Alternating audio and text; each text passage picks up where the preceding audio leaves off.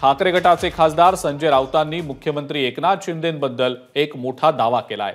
2019च्या आधी भाजपला एकनाथ शिंदे हे मुख्यमंत्रीपदी नको होते। स्वतः फडणवीस आणि गिरीश महाजन यांनी तशी भूमिका मांडली होती असं राऊत म्हणाले। एवढंच नाही तर ऑक्टोबर 2019 मध्ये महाविकास आघाडी बनत असताना अजित पवार, सुनील तटकरे आणि दिलीप वळसे पाटलांनी सुद्धा शिंदेंना विरोध केला होता। शिंदे हे आम्हाला ज्युनियर आहेत, आम्ही त्यांच्यासोबत काम करणार नाही अशी अजित पवारांची भूमिका होती असं राऊत म्हणाले। मुंबईसह ठाणे आणि कल्याणमध्ये उद्या मतदान होत आहे। ठाणे आणि कल्याण हे प्रामुख्याने एकनाथ शिंदेंचं प्रभाव क्षेत्र आहे। तिथं मतदानाच्या नेमकं एक दिवस आधी शिंदेंबद्दल हे असं वक्तव्य करणं हे राऊतांनी ठरवून केलंय की काय अशी चर्चा सध्या सुरू झालेली आहे।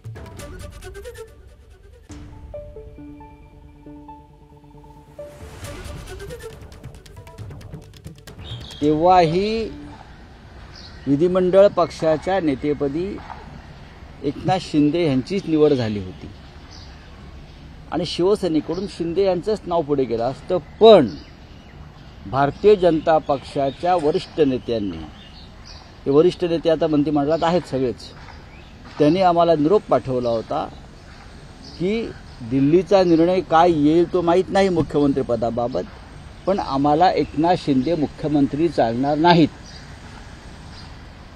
हे फडणवीसांपासून भारतीय जनता पक्षाच्या आताच्या सर्व प्रमुख नेत्यांची तेव्हाची भूमिका होती।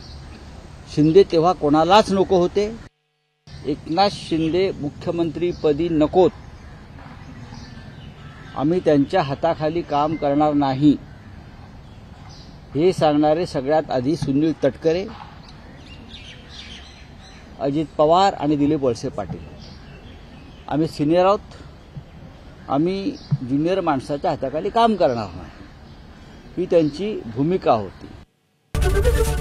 एबीपी माझा, उघडा डोळे बघा नीट।